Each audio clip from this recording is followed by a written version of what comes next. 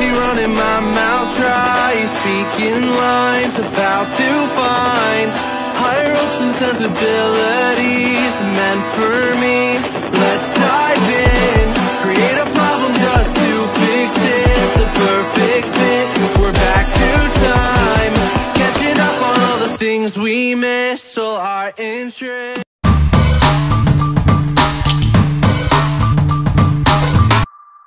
Assalamualaikum warahmatullahi wabarakatuh.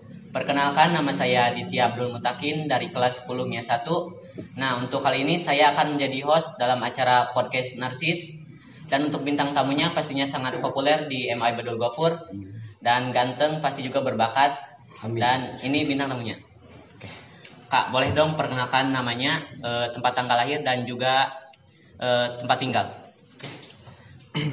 Nama saya Ajat Sudrajat. Mungkin ada beberapa juga yang sudah tahu. Saya berasal dari Sirna Mulia, tepatnya di RT 3 RW 2 ya, di Desa Sirnajaya. Dan untuk tanggal lahir saya itu tanggal 20 bulan Juni tahun 2003. Nah, silakan bila ada yang mau ngado ditunggu. Oke. Nah, sebelum kakak sekolah di MI Badul Gopur ini, kakak sekolah di mana, Ki? Untuk sebelum saya ke MI Badul Gopur, saya dari MTSN Raja Desa ya, kalau dulu namanya MTSN Raja Desa, sekarang mungkin dikenal dengan istilah ataupun namanya MTSN 13 Ciamis. Oke. Pas di MTS ikut organisasi apa aja sih, Kak? Untuk di MTS sendiri, organisasi saya juga ikut, sama ya seperti di IBAD, saya ikut OSIS. Untuk organisasi yang lain mungkin tidak terlalu aktif seperti sekarang di IBAD, karena memang dulu itu saya belum mengenal lebih jauh lagi terkait organisasi-organisasi yang ada di sekolah saya. Jadi dulu saya pernah ikut OSIS saja kalau di MTS. Oke. Latar belakang masuk di IBAD itu gimana sih, Kak? Latar belakang, mungkin kalau latar belakang ya mungkin sama seperti orang-orang yang pernah ditanya oleh OSIS yang lain. Tapi intinya jujur saja ya, untuk awalnya ya, sebelum saya ke MI Badul Gopur itu, saya itu tidak menjadikan MI Badul Gopur sebagai pilihan pertama saya. Itu mungkin hal yang paling saya sesali sampai saat ini, karena saya tidak menjadikan pilihan utama dari dulu. Nah, untuk yang saya itu kan, pikiran saya pada saat di MTS itu, ketika saya ingin melanjutkan sekolah, saya ingin ke sekolah yang sifatnya sudah terkenal namanya. Atau mungkin dari rekan-rekan saya ya yang selalu berbarengan dengan saya selalu diarahkan ikut saja dengan saya di sekolah ini, ikut saya di sekolah ini dan lain sebagainya. Intinya rekan-rekan saya itu ya kurang lebih jarang ada yang mengarahkan saya untuk bersekolah di IBAD. Jadi itu yang menyebabkan saya itu tidak menjadikan IBAD pilihan nomor 1. Nah, dulu ketika saya keluar, saya mencoba untuk daftar di sekolah yang lain, tapi tidak jadi karena beberapa faktor gitu. Khususnya dari orang tua juga tidak terlalu mengizinkan yang jauh, dan saya di sana berpikir keras bagaimana saya bisa bersekolah gitu, tapi tidak terganggu oleh teman. Dulu kan saya sekolah itu teman kemana saya juga ingin kemana gitu. Jadi itu yang menyebabkan saya itu bingung. Harusnya saya itu lebih percaya kepada diri saya sendiri. Dan tidak lama kemudian di MI Badul Gopur itu masih dibuka untuk pendaftaran. Nah, di sana saya berdaftar menjadi siswa, dan singkat cerita itu waktunya itu mepet sekali di akhir. Nah, saya ikut mendaftar lalu daftar ulang. Nah, dari sana saya dari sudah mulai mengenal gitu, banyak yang dari MTS yang sekolah di IBAD di sini gitu. Jadi ya saya juga nyaman di IBAD gitu. Nah, setelah saya sekarang gitu, kenapa saya menyesal gitu? Karena ternyata ya pikiran dulu itu yang saya bayangkan di MTS tentang IBAD itu semuanya salah. Karena gambaran saya itu dulu IBAD itu, karena memang tidak tahu terlalu banyak mengenai IBAD, jadi saya asal jeplak saja, apa sih IBAD itu? Buat apa sekolah di IBAD itu?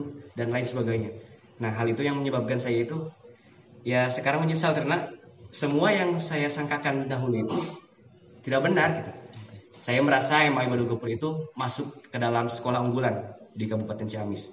Itu yang pertama, karena dari segi kualitas didikannya, pengajarnya dan lain sebagainya itu ya sangat memadai gitu. Karena dulu itu kalau saya di MTS ya, di MTS itu berpikir saya sekolah itu harus melanjutkan ke yang fasilitasnya banyak.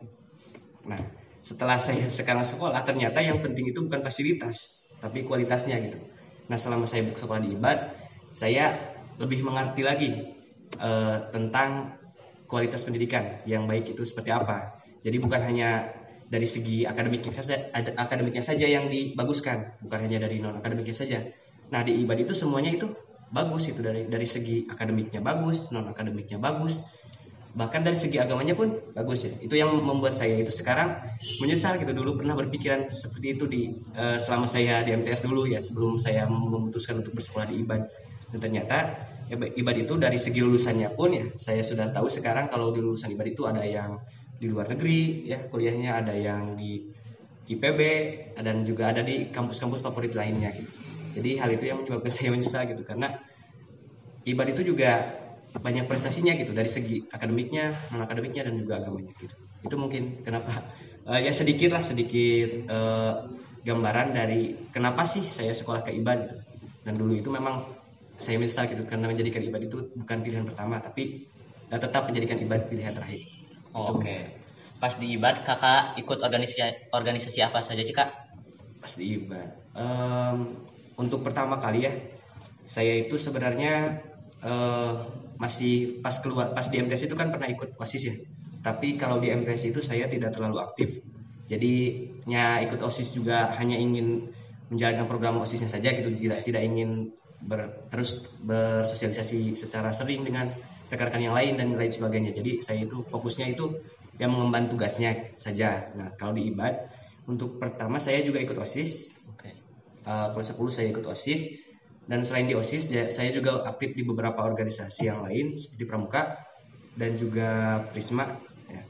Nah, di 3 organisasi ini saya itu selalu membagi waktu, karena memang ya resikonya kalau ikut 3 organisasi sekaligus pasti ada saja ya waktu di mana salah satunya ada yang ditinggalkan ataupun yang dipilih yang lebih diutamakan gitu. Nah, di kelas 10 saya aktif di OSIS sebagai pengurus Sekbid Humas. Kalau mungkin di sini dikenal dengan Sekbid apa ini yang mengadakan ini? Ini Sekbid Multimedia. Nah, Multimedia. Nah, dulu juga saya merupakan anggota dari Sekbid Multimedia. Nah, kalau di Pramuka saya suka ikut-ikut kegiatan Pramuka ya, contohnya Bina Satuan, lalu turun galang, Tugal, ke SD saya suka ikut. Dan pernah juga di Pramuka saya ikut di Kawali itu ada Wanareli, saya juga ikut. Jadi intinya dalam 2 organisasi besar di IBAD ini saya ikut semuanya ya. Untuk yang ketiga Med Club, dulu itu saya suka ikut ada program dari Med Club ya, namanya itu kalau tidak salah kalau namanya saya lupa, tapi programnya itu saya menyurvei setiap, dan rekan-rekan yang lain ya, menyurvei setiap lokasi ataupun desa lah di Kecamatan Raja Desa. Lalu didata lagi sampah-sampah dari setiap rumah, dimasukkan ke didata dan nanti datanya disetorkan ke Ibu Iin selaku pembina ekstranya, pembina organisasinya ya. Nah, di sana saya juga aktif di kelas 10 ya itu. Mungkin kalau lebih dominan di kelas 10 itu lebih dominan ke OSIS ya, karena memang dari MTS-nya juga saya masuk OSIS, jadi untuk didominankan ataupun diutamakan pada saat itu saya mengutamakan OSIS. Nah, dari kelas 10 saya alhamdulillah ya diberi amanah untuk menjadi calon wakil ketua OSIS dari kakak-kakak saya aja yang dulu ada di OSIS. Dan setelah saya naik tingkat ya ke kelas 11. Nah, alhamdulillah juga ya saya dicalonkan kembali menjadi, kalau dulu Mas jadi wakil, sekarang saya dicalonkan menjadi ketua OSIS. Nah, alhamdulillah di sana saya terpilih, dan mungkin dari rekan-rekan yang lain yang sekarang menjadi panitia di acara ini ada rekan-rekan saya dulu pada saat di OSIS gitu. Itu mungkin kalau sejarah masuk ke organisasi saya. Tapi kalau pengalaman dari OSIS yang kemarin ya banyak sekali lah yang mungkin saya tidak bisa jelaskan semuanya gitu karena saking banyaknya. Dan intinya saya selalu berharap dalam setiap tingkatan ataupun periode OSIS dari saya ataupun dari yang sebelum-sebelumnya itu, saya harap kedepannya itu lebih meningkat lagi gitu. Supaya nanti dampaknya juga ke sekolah juga baik, jadi sekolah bisa lebih maju dan lebih sukses kedepannya gitu mungkin. Nah kan kakak waktu di MTS juga ikut organisasi OSIS, Ya. dan ke IBAT juga ikut organisasi OSIS. Ya. Apa sih kak yang membuat kakak menjadi selalu tertarik kepada organisasi OSIS? Oke, untuk alasan saya tertarik tersendiri ya, menurut saya pribadi, organisasi OSIS itu bukan hanya sekedar organisasi biasa gitu. Jadi bukan hanya sekedar sebuah tempat untuk berkumpul dan menjalankan tugas. Jadi menurut saya itu OSIS itu lebih dari itu. OSIS itu menurut saya adalah sebuah tempat di mana saya bisa merasakan solidaritas yang tinggi. Bahkan saya sudah menganggap OSIS itu seperti keluarga saya sendiri. Jadi ya mungkin tak heran ya kenapa saya selalu ikut OSIS, karena memang yang pertama tadi selalu solid dalam keanggotaannya gitu, sehingga saya juga nyaman gitu ada di dalamnya.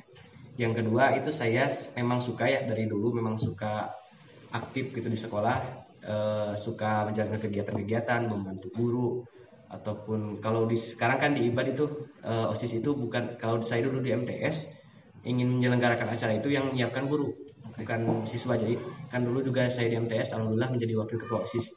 Nah dulu di MTS yang menyelenggarakan itu guru, dan tapi sebagai panitia tetap ya sama seperti di sini gitu, menjadi panitia mah sama juga tugasnya dijalankan oleh seluruh OSIS gitu.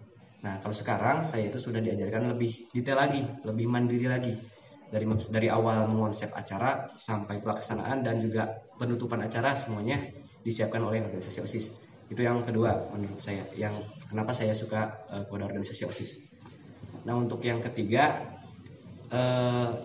yaitu alasan saya yang lainnya adalah ketika saya masuk OSIS, ini yang dirasakan saya menjadi serasa lebih dekat dengan guru.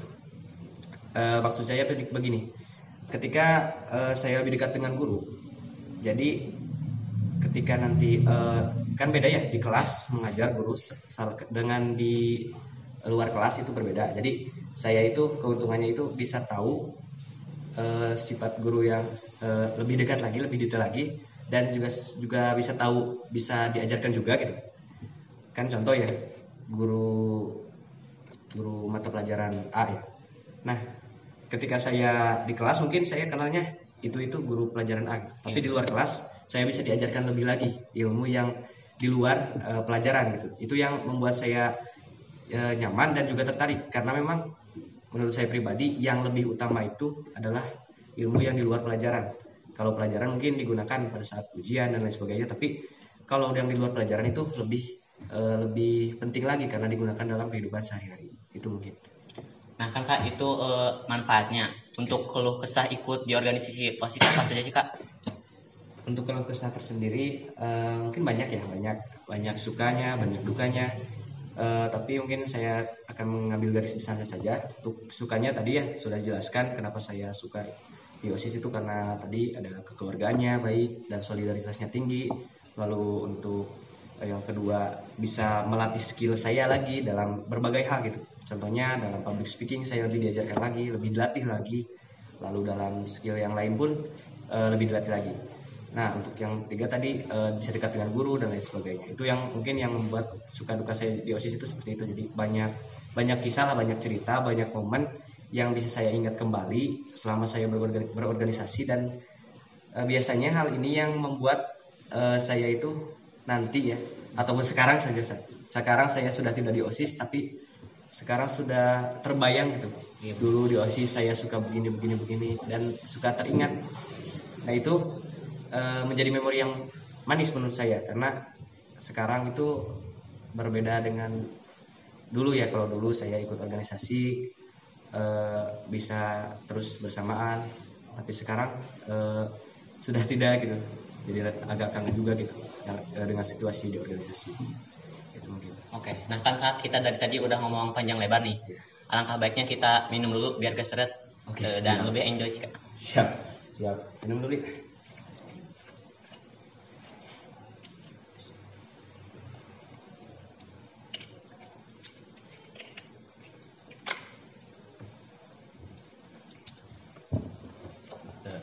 kakak itu waktu di IBAD ini jadi ketua OSIS ya. Tugas ketua OSIS apa saja sih kak?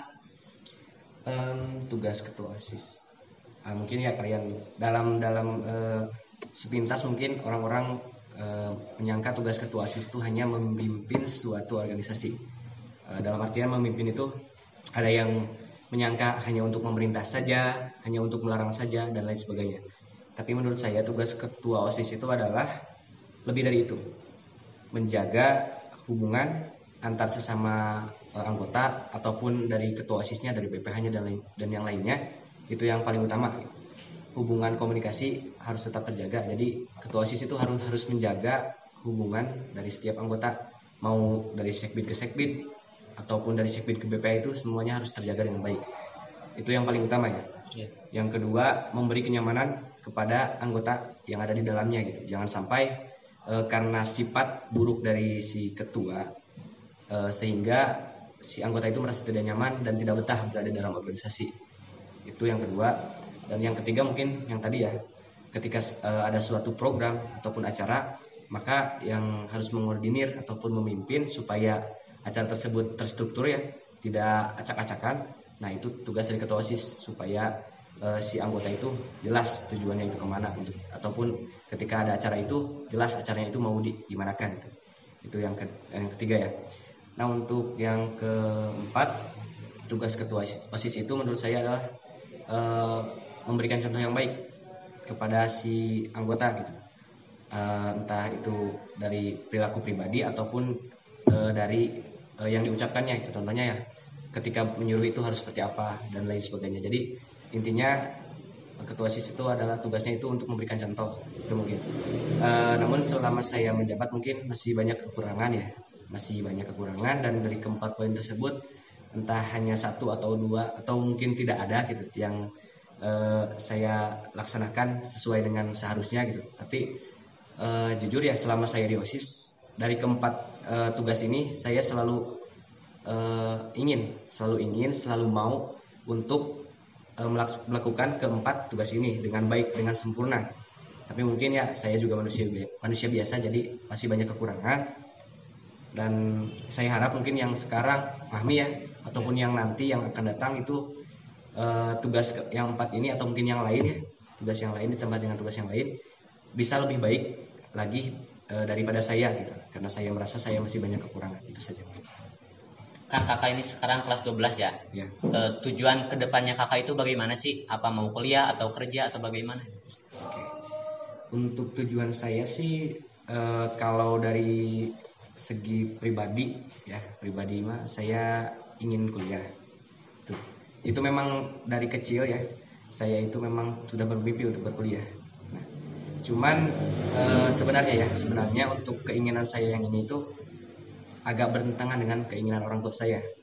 Nah, orang tua saya lebih menganjurkan saya itu untuk bekerja, bukan untuk kuliah, karena ya tahu mungkin ya, untuk kuliah itu membutuhkan biaya yang mahal, dan nanti ketika kita hidup di daerah orang lain, kita mau apa di sana gitu, mau kuliah itu kan harus bayar, harus kalaupun mau sambil kerjanya mau apa gitu. Jadi banyak sekali pertimbangan gitu. Dan orang tua mungkin ya mikirnya itu lebih realistis, karena memang yang pertama kondisi ekonomi dan juga yang lainnya gitu. Tapi kenapa saya ingin kuliah ya? Karena saya ingin membuktikan ya kepada orang tua saya ataupun kepada warga masyarakat yang lain yang mungkin berpikiran yang sama dengan orang tua saya gitu, masalah biaya, bahwa saya itu bisa gitu. Jadi saya akan tetap untuk kuliah, tapi bukan berarti saya ingin melanggar perintah orang tua ya. Nah ini orang tua saya sudah menjelaskan gitu, boleh kuliah asal saya mampu sendiri untuk membayarnya, ataupun mampu untuk ya minimal tidak terlalu merepotkan orang tua lah gitu. Nah saya di sana saya mendapatkan semangat lagi gitu untuk berkuliah. Rencananya kalau nanti memang saya kuliah ya, dan saya terpilih mungkin di universitas manapun ya, saya akan mencoba untuk memaksimalkan amanah yang diberikan oleh orang tua saya gitu. Karena keinginan orang tua saya itu mungkin sama juga dengan orang tua yang lain, semuanya ingin anaknya itu sukses gitu. kan sukses itu banyak jalannya gitu. Walaupun saya tidak kuliah mungkin saya bisa sukses, tapi karena ini mimpi saya dari kecil, jadi saya ingin gapai mimpi itu mungkin. Nah untuk target sendiri kuliah itu kalau saya sih maunya di negeri. Nah untuk kemarin awal-awal saya berpikiran begini, saya kuliah tapi tidak ingin jauh dari Ciamis, jadi ingin itu dari sekitaran Ciamis saja gitu. Tapi selama saya berpikir lagi gitu, saya membuka lagi otak saya lebar-lebar dan muncul lagi pemikiran bahwa kuliah itu ya kan saya seorang laki-laki gitu, jadi beda sama perempuan. Kalau perempuan mungkin ya karena beda dengan laki-laki ya, kalau laki-laki itu tidak membawa apapun gitu untuk dijaga. Nah kalau perempuan kan ada gitu. Nah saya seorang laki-laki dan saya berpikir harus lebih dewasa lagi, lebih mandiri lagi. Jadi saya tidak harus membatasi kuliah itu harus di mana. Yang penting sesuai dengan keinginan saya, jurusannya apa. Nah nanti untuk masalah kehidupan mah ada pasti aja gitu lah atau sebenarnya. Nah jadi intinya saya ingin berkuliah dimanapun di universitas favorit saya insya Allah kalau lulus ya, karena sekarang juga saya udah ikutan SNMPTN. Untuk kemarin SNMPTN saya mendaftar di Unpad, dua-duanya di Unpad, jadi satu jurusan statistika dan yang satunya jurusan ilmu aktuaria gitu. Itu mungkin terkait, tapi saya mungkin bisa saja ya selain dari jalur SNMPTN saya juga Untuk jurusan kakak ini mau mengambil jurusan apa sih kak? untuk rencananya saya ingin mengambil jurusan statistika. Oke. Itu untuk jurusan utama saya, tapi mungkin itu jurusan bisa berubah juga gitu tergantung nantinya. Karena bisa saja nanti di tengah jalan saya berubah pikiran, yang tadinya ingin ke jurusan ini bisa jadi nanti berubah menjadi jurusan apa gitu. Itu mungkin. Oh kan tadi jurusan pertama statistika. Oh statistika. Itu lulusannya ntar jadi apa gitu? Apa jadi? Untuk statistika mungkin nanti di kelas 12 kalian akan kelas 10 ya. Ada hirap dinami. Bisa nanti hirap dinami. Oh adit. Nah nanti adit di kelas 12 juga belajar statistikanya. Statistika itu jadi jurusan yang dimana nantinya itu kerjanya itu menghitung data, menganalisis data, serta mempresentasikan data. Intinya jurusan ini berhubungan dengan matematika. Itu mungkin dari sepintas yang saya tahu, karena saya juga tidak terlalu mendalami jurusan ini. Ini baru rencana saja gitu. Itu mungkin. Kalau untuk itu kerjanya di perusahaan atau PT atau apa gitu kan? Biasanya mungkin bisa saja di perusahaan ya, karena memang setiap perusahaan pasti menghitung data ataupun yang lainnya. Tapi lebih khususnya lagi itu biasanya di badan pengolahan data di nasional, saya lupa namanya.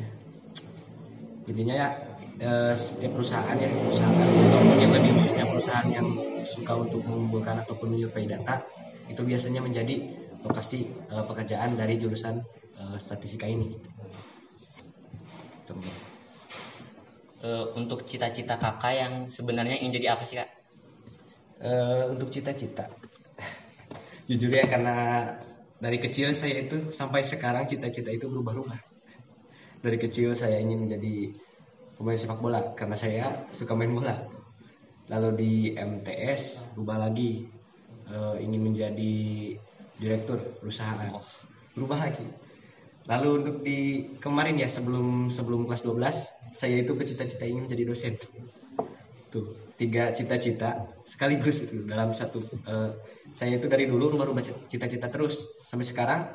Kan kalau saya mengambil jurusan statistika itu bukan jalan jadi dosen kan? Oh iya. Nah, jadi agak aneh juga gitu.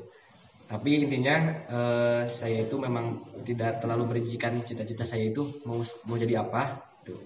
Karena yang tadi ya, karena memang dari kecil juga sudah rubah-rubah cita-cita. Jadi saya itu mau fokus dulu kuliah sekarang nanti gitu. Nanti kuliah itu diterimanya di mana? Karena ada opsi juga ketika saya nanti tidak lulus di jurusan statistika, saya bisa ambil jurusan yang lain. Dan mungkin saya juga bisa mengambil jurusan pendidikan. Nah, pendidikan kan sejalan tuh dengan yang dosen. Yeah. Yang cita-cita saya kemarin gitu. Nah mungkin ketika saya mengambil jurusan pendidikan nanti saya bisa mengejar cita-cita saya untuk menjadi dosen. Nah karena kalau statistika kan juga belum tentu gitu.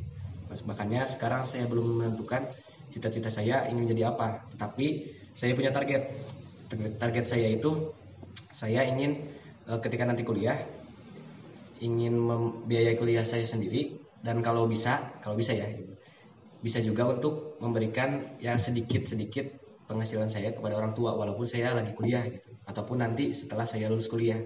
Nah itu target utama saya gitu. Jadi intinya saya ingin lulus kuliah terlebih dahulu gitu. Itu mungkin target utama dan bisa dibilang itu cita-cita yang realistis sekarang gitu. Itu mungkin. Oke, berarti bisa dibilang kakak ini ingin kuliah tapi juga sambil bekerja gitu kak? Itu kalau bisa ya seperti itu gitu. Karena memang kalau mengandalkan penghasilan orang tua itu saya pastikan tidak akan cukup gitu. Kak, tadi kakak untuk kuliah salah satunya ingin ngambil jurusan pendidikan. Ya. Apakah ada keinginan untuk menjadi guru gitu kak? Ya.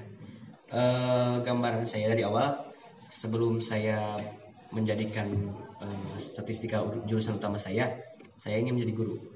Karena ya saya itu lebih gimana ya, ingin orangnya itu seperti ini, ingin membagikan apa yang saya tahu kepada orang lain gitu. Kalau menjadi guru kan pasti otomatis ketika guru mendapat ilmu nanti dibagikan kepada siswa yang diajarkannya gitu. Jadi intinya kenapa saya ingin jadi guru, karena itu salah satunya ya.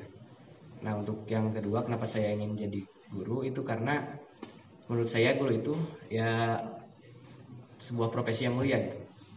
Mungkin ketika seseorang mengajar banyak siswa yang tidak mendengarkan, tidak fokus dalam pembelajaran dan lain sebagainya, tapi beliau tetap mengajarkan dengan baik gitu, dengan tugasnya yang telah diembankan dari kepala sekolah mungkin dan juga guru yang lain. Jadi intinya selalu menjalankan tugasnya walaupun si anaknya itu banyak yang bandel dan lain sebagainya. Itu yang mungkin yang saya suka, karena tidak mudah gitu untuk menjadi seorang guru.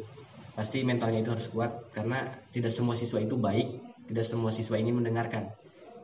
Tapi semua siswa itu berpotensi untuk menjadi seseorang yang pintar dalam pelajaran ya. Cuman ya tadi kembali lagi kepada diri masing-masing gitu untuk masalah itu. Oke. Nah kan guru favorit kakak di IBAD itu siapa sih kak? Untuk guru favorit sih banyak ya, karena ya saya bingung sih kalau nanti disebutin apakah ada guru yang marah kepada saya. Oke lah, untuk guru favorit yang bukan mungkin ya, ini guru favorit saya di IBAD ya. Saya juga sebenarnya saya itu memfavoritkan seluruh guru yang ada di IBAD gitu. Tetapi kalau untuk sekarang yang saya rasakan karena memang gurunya suka membantu saya ya, yaitu guru wali kelas saya itu Pak Mamai. Nah itu saya memfavoritkan beliau gitu karena ya dari segi cara ngajarnya itu ya baik, saya akui memang sangat baik itu dalam segi mengajar dan suka mengingatkan saya juga gitu kalau saya salah harus gini gitu. Intinya saya lebih dekat, suka ngobrol, suka diberikan motivasi oleh beliau. Jadi ya itu mungkin yang membuat saya terfavorit, memfavoritkan beliau karena ya tadi saya ke Pak Mama itu suka hari gitu. Jadi nyaman, dan ketika kemarin pun ketika saya ingin daftar kuliah kan yang membantu saya juga Pak Mamai.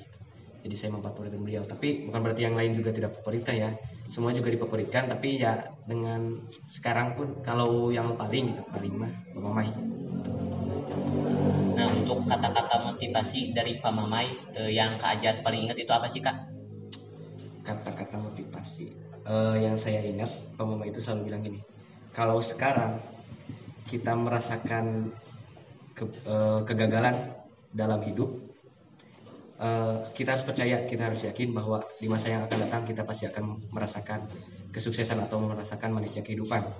Dan kalau sekarang kita merasakan kesuksesan ataupun kemanisan dalam hidup, kita harus bersiap-siap karena di masa yang akan datang kita bisa saja mendapatkan suatu kegagalan ataupun keterpurukan dalam hidup. Itu yang menjadikan saya lebih hati-hati lagi dalam bertindak, mau dalam hal apapun gitu. Karena ya intinya dari kata-kata tersebut, ketika kita sekarang senang, jangan terlalu terlena dengan kesenangan itu, karena mungkin bisa saja kesenangan itu bisa diambil dan besok kita sudah terpuruk lagi. Dan ketika kita terpuruk, kita juga jangan terlalu bersedih, jangan terlalu down, jatuh dalam keterpurukan itu, karena kita harus yakin bahwa Allah pasti akan memberikan kesuksesan, kesenangan di masa yang akan datang, bisa besok atau mungkin pada hari itu juga. Jadi intinya itu kenapa saya suka itu kata-katanya.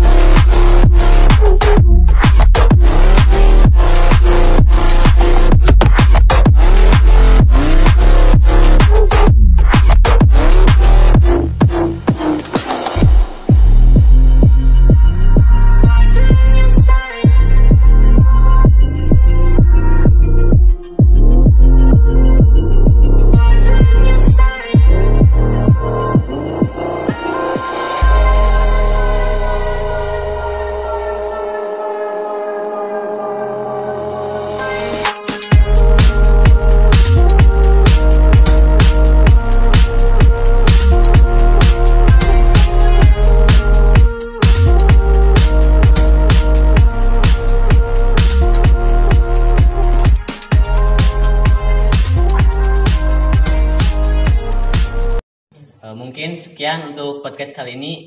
Terima kasih juga Kak Ajat, walaupun tadi cuacanya agak tidak mendukung. Iya, sama-sama. Pokoknya jangan lupa like, subscribe, dan komen untuk program Narsis ini agar lebih populer lagi dan lebih favorit. Mungkin sekian. Wassalamualaikum warahmatullahi wabarakatuh.